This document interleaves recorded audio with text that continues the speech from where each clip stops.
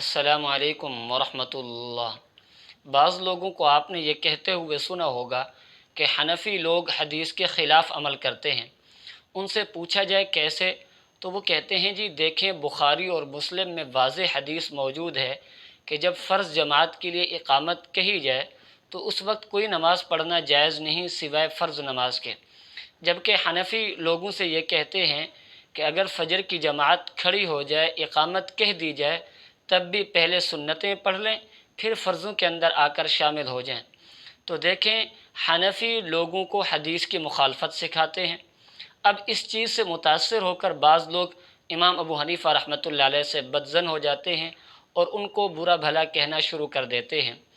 فجر کی سنتوں کے متعلق امام ابو حنیفہ رحمۃ اللہ علیہ کا کیا موقف ہے، احادیث اور آثار صحابہ کی روشنی میں آپ کے سامنے بیان کیے جائیں گے۔ آپ سے التماس ہے اسی طرح کے اہم مسائل کی معلومات کے لیے اس چینل کو لازمی سبسکرائب کر لیں۔ محترم سامعین، ایک اصولی بات ہے کہ جب بھی آپ کسی کے خلاف رائے قائم کرنا چاہیں، کسی کے خلاف فیصلہ کرنا چاہیں، تو پہلے اس کے موقف کو سمجھیں، ان کے دلائل کو سمجھیں، پھر اس کے خلاف کوئی رائے قائم کریں، کوئی فیصلہ کریں۔ یاد رکھیے، امام ابو حنیفہ رحمۃ اللہ علیہ کو کوئی دشمنی نہیں تھی۔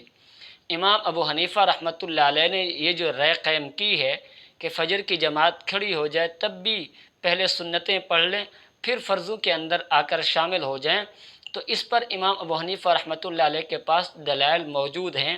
بلا دلیل امام ابو حنیفہ نے کوئی بات نہیں کی۔ سب سے پہلے امام ابو حنیفہ کا موقف سمجھیں۔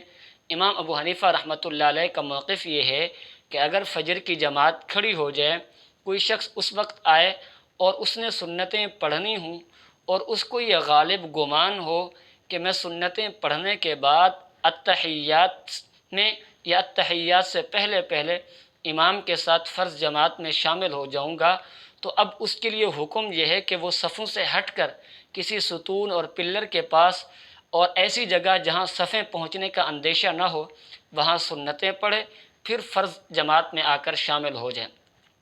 اب یہ جو حدیث پیش کی جاتی ہے، یہ بخاری اور مسلم میں حدیث موجود ہے۔ حدیث کے الفاظ یہ ہیں: اذا اقیمت الصلاۃ فلا صلاۃ الا المکتوبہ، کہ جب جماعت کھڑی ہو جائے تو اس وقت کوئی نماز جائز نہیں سوائے فرضوں کے۔ یہ حدیث اپنی جگہ بالکل ٹھیک ہے، لیکن یہی حدیث السنن القبریٰ للبیہقی کے اندر موجود ہے۔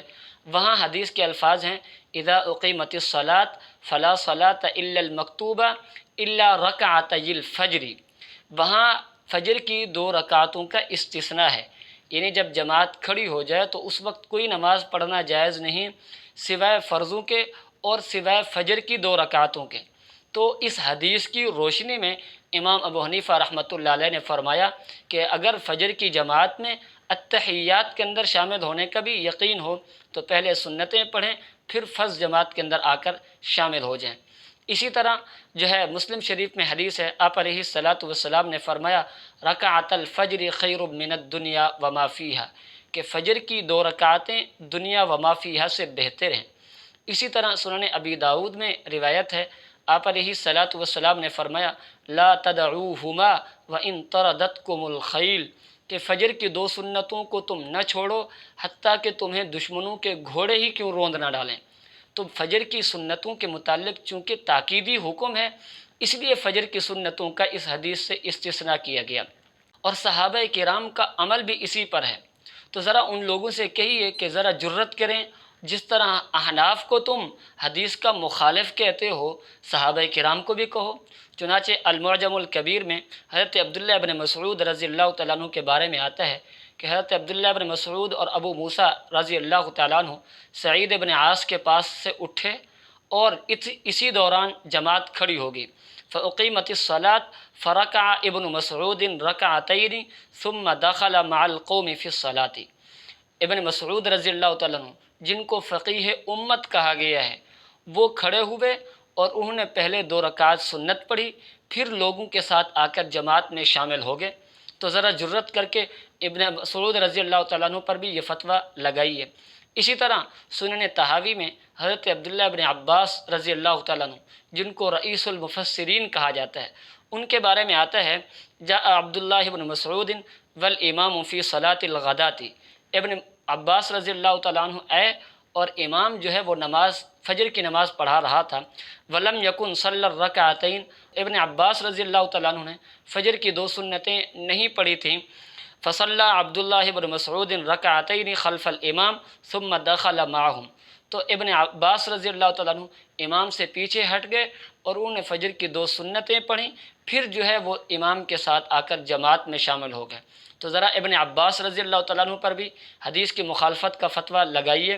اسی طرح سنن طحاوی میں حضرت ابن عمر رضی اللہ عنہما کا بھی عمل یہی نقل کیا گیا کہ وہ نیند سے بیدار ہوئے، وقد اقیمت الصلاۃ، اور تحقیق نماز کھڑی ہو چکی تھی، جماعت کے لیے اقامت کہی جا چکی تھی۔ فقام فصلی الرکعتین، حضرت عبداللہ بن عمر رضی اللہ تعالیٰ عنہ اٹھے اور انہوں نے پہلے 2 رکعات سنت پڑھی، پھر فرض جماعت میں آ کر شامل ہوئے۔ تو ذرا جرت کر کے ان صحابہ کرام پر بھی حدیث کی مخالفت کا فتویٰ لگائیے۔ کیا صحابہ کرام کے سامنے یہ حدیث نہیں تھی؟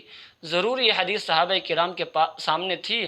اسی طرح صحابہ کرام کو اس چیز کا بھی پتہ تھا کہ فجر کی سنتوں کا استثناء ہے، کہ اگر فجر کی سنتوں میں یہ ہے کہ جماعت میں شامل ہونے کا یقین اور غالب گمان ہے تو پھر پہلے سنتیں پڑھ لیں، پھر فرضوں کے اندر آ کر شامل ہو جائیں۔ تو الحمدللہ احناف کے پاس دلائل بھی موجود ہیں، صحابہ کرام کا عمل بھی موجود ہے، اس لیے احناف کو حدیث کی مخالفت کرنے والا ہرگز نہیں کہا جا سکتا۔ اللہ رب العزت سمجھنے کی توفیق نصیب فرمائے۔